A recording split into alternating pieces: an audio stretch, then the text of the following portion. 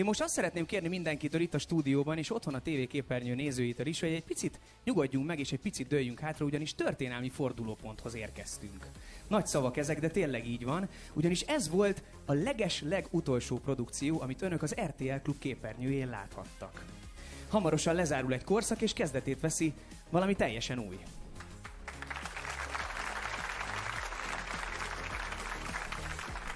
...25 évvel ezelőtt, amikor ez a logó feltűnt a képernyő felső sarkában, és a csatorna megkezdte működését Magyarországon, én kereken 1 éves voltam, de talán még ennél is érdekesebb információ az, hogy a versenyzőink még csak meg sem születtek. Nekem az első élményem az RTL Klubbal kapcsolatosan az a Kölyök Klub volt, minden hétvégén ott ültem, fülig szerelmes voltam Ördög Nóriba, szerintem voltunk még ezzel így egy páran. Aztán persze jött a Balázs Show, Celeb vagyok Mencski innen, nyerőpáros, és hát természetesen az X-faktor. Úgyhogy azt gondolom, hogy nem túlzás azt állítani, hogy együtt nőttem fel ezzel a csatornával, és szerintem nem csak én, hanem az egész ország is. Jaj, de fura volt ezt kimondani. Műsoraink mindenki otthonában ott voltak, és okoztak nagyon szép és emlékezetes pillanatokat, én azt gondolom. Most pedig ezzel a 4. évszázados évfordulóval eljött az ideje a megújulásnak is. Lehet, hogy önök már hallották, a csatorna nevet vált, és mostantól kezdve úgy fogják hívni, ahogy egyébként a kezdetektől kezdve már mindenki emlegeti, RTL.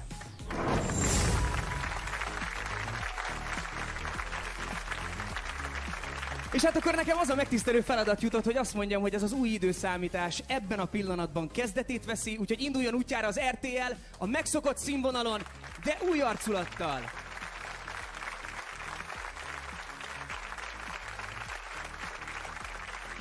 Felmutattam, és kint van a logó, országszerte minden televízió csatornán megújult az RTL!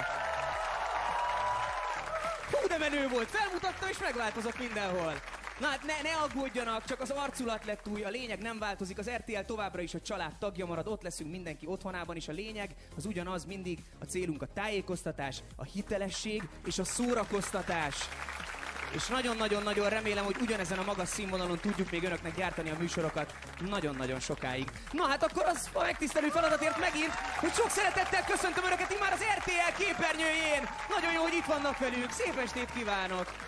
Na! Rengeteg sok újdonságot mondtam, rengeteg újdonságot, de ne aggódjanak, valami marad a régi. Az RTL-en is lesz reklám, de ne aggódjanak, nem hosszú, és ne is menjenek messzire, mert az új arculattal rengeteg újdonságban, még a reklámblogban is. Úgyhogy nézzék meg, aztán írják meg, hogy tetszett. Rövid szünet után folytatódik az X-faktor első élő show-ja immár az RTL-en!